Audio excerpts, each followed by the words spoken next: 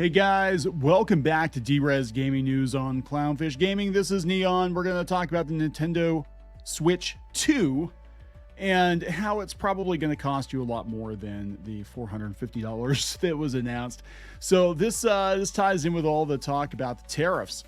And it seemed like there was a bit of a reprieve, right? Like Trump announced the tariffs. It was over 100% for China, which is where almost all electronics, pretty much all of everything is made, right? And then he walked it back. He said it would not apply to cell phones and laptops, I think. And now they're saying it is going to apply to the Switch 2. So we're talking 145% tariff on the Switch 2, according to a Japanese newspaper. And we'll take a look at that. So if that is the case, we're talking several $100 probably more than what people thought the Switch 2 was going to cost, and they were complaining about the price then.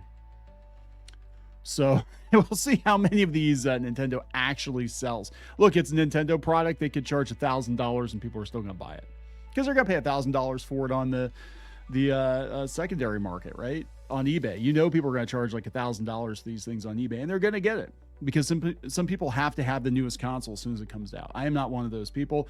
I learned. I got burnt when I was a teenager, bought a Sega CD, and there were no games for it for like a year and a half. And ever since then, I'm like, you know what? I'm going to wait and see. I'm going to make sure they have games out first before I go buy a new console.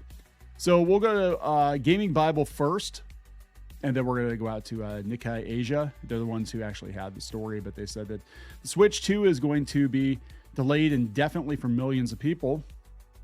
They said Nintendo offered pre-orders in a strange way on its main website, and for those who weren't invited to make a pre-order through Nintendo itself, they'll have to try to get one through retailers.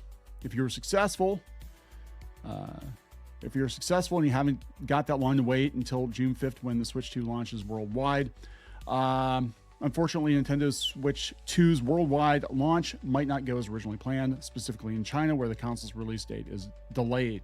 Yeah, they're delaying it in China, and they did this before with another console. And, you know, they're probably trying to punish China, but also censorship. I mean, let's be honest, right? The CCP probably has to vet the content on the Switch 2. Nikkei Asia originally reported that Nintendo has delayed the release of the Switch 2 in China due to an apparent response to the country's tight controls targeting the gaming industry. Also gives the company a chance to determine how many units will be needed for China.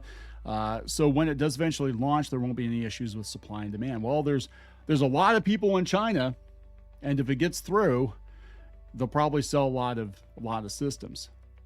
They said that on launch day, millions of gamers will be unable to join in on the fun, as they'll be waiting for new consoles. Well, we'll see. I think there's going to be a lot of moaning, wailing, and gnashing of teeth if the tariff situation doesn't get resolved by then. I think it's going to get resolved sooner rather than later because China can't be down for months. They can't be down for a year, you know, while they're messing around with the tariffs. So this is the article. It's being cited all over the place. Nikkei Asia, China made Nintendo Switch 2 in line for 145% tariff hit, supplier warns. So the U.S. exempts smartphones, laptops, but not game consoles and speakers. So Switch 2 and other gaming consoles made in China are likely to be hit by the trade war between the world's two biggest economies, despite the U.S. announcing over the weekend that smartphones, notebook computers, and certain other tech products will be exempt from the reciprocal tariffs. According to an internal assessment memo by a major Apple and Nintendo supplier, game consoles are still subject to 145% UF tariff on goods made in China, which means products like Nintendo's highly anticipated new console are in line for a massive hit. I think the Switch 2 is going to, I mean, I could be wrong. I don't know how things are going to go, but if this tariff situation is not resolved, I think we're looking at a $650 Switch 2. If I had to guess, the majority of Switch consoles are made in China. Nikkei Asia has learned with a relatively small proportion made in Vietnam. They can switch, but it's going to take them time to switch. No pun intended. It's going to take them time to switch the Switch to another factory. Nintendo has already delayed pre-orders for the Switch 2 in the US as it gauged the impact of the tariffs. Many of Sony's PlayStation 5 consoles are also made in China. Remember when everything used to be made in Japan? Remember when things used to be made in the US? Maybe we need to go back to that. Smart speakers, Bluetooth speakers, and wireless earphones produced in China are also subject to the tariffs. 145, 152, and even 170%. Production of many audio products has shifted to Southeast Asia, where they're currently subject to a 10% tariff for 90 days. According to the assembler's assessment, most China-made TVs face 156% tariff. The TV supply chain remains heavily rooted in China due to its cost-competitive local suppliers, though some TV assembly has moved to Mexico.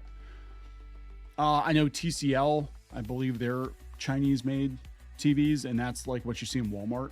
And that's you get your $300 TV, which was unthinkable even 10, 15 years ago. But yeah, they're made in China.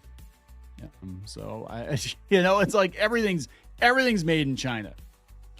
They said the tariff rates for China-made products take into account Section 301 related tariffs imposed on countries deemed to be violating trade agreements, as well as punitive tariffs imposed in relation to a crackdown on fentanyl. Okay. Even smartphones and notebook computers made in China are still subject to a 20% basic tariff, while Chinese-made servers and electronic switches face a 45% tariff. That's the thing too. Something can be made in America, and all of its components can be manufactured overseas, and then they just put the final product together here in America. And this is even with because we talked about the board game industry, and we talked about book printing.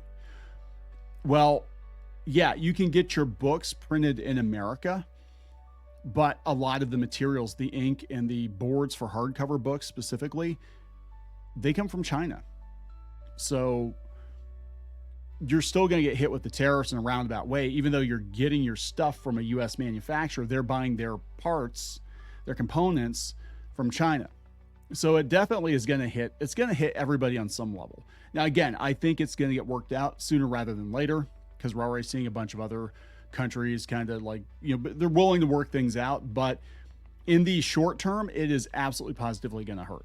It's going to hurt small businesses, is going to hurt retailers, it's going to hurt the general public. On April 11th, the U.S. released a list of products exempt from certain tariffs, including smartphones, notebook computers, and servers to help mitigate the impact. Okay. On Sunday, the Commerce Secretary Howard Lutnick said those products, along with chips, could be subject to separate tariffs. This is getting really confusing, right? This is really confusing. Key tech suppliers like Foxconn, Quanta Computer, Pegatron. That doesn't even... Pegatron? What the hell is Pegatron? It sounds like a Beast Wars Transformers. Pegatron. Bend over, Starscream. It's Pegatron. They've been ramping up production outside of China since the Trump administration unexpectedly dropped tariffs for countries excluding China at 10% on Thursday, Asia time, for 90 days. Tech suppliers' facilities in Vietnam, Thailand, and India continue to run at full capacity, even after the U.S. suddenly exempted smartphones and notebooks from the tariffs. Nintendo declined to comment. I'm going to tell you what's going to happen, and this is what I've heard, is China, if it doesn't get worked out in the relatively near future, they're going to do an end run. China is going to send stuff to other countries and have those countries send it to the U.S. so the tariffs are less. That's what I've been hearing. They're going to try to skirt the tariffs. We'll see if it works. I don't know if it's going to work or not. But there we go, guys. The Switch 2 might be an incredibly expensive last generation console, because they said that it's basically got the power of a PS4 in the palm of your hand. So, but people, like I said, Nintendo fans, they'll pay $1,000 for it. You could mark the thing at $1,000 and say it's coming tomorrow, and everybody's going to line up to get one. They will. They will. I think it's dumb, but they're just like Disney fans, right? It doesn't matter. It doesn't matter what it costs. They're going to pay it. And if you complain about it, they're gonna track you down, and they're gonna complain in your comments. They're gonna complain about you on social media and be like, "You leave Nintendo alone. They're really good people. Nintendo's really good people. Yeah, they're only cracking down on emulation and Pal World to protect their brand. They're good people. They're only threatening people with litigation just to look out for their own best interests," which is true.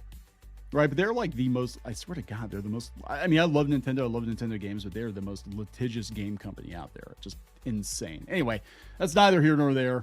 I'm waiting for them to start suing the government or something to be like, hey, our Switch 2s we can't bring them out now, and we're going to sue you, U.S. government, because we're Nintendo. We got big lawyers. I don't know. I'm going to wrap it up. Please subscribe. We'll talk later.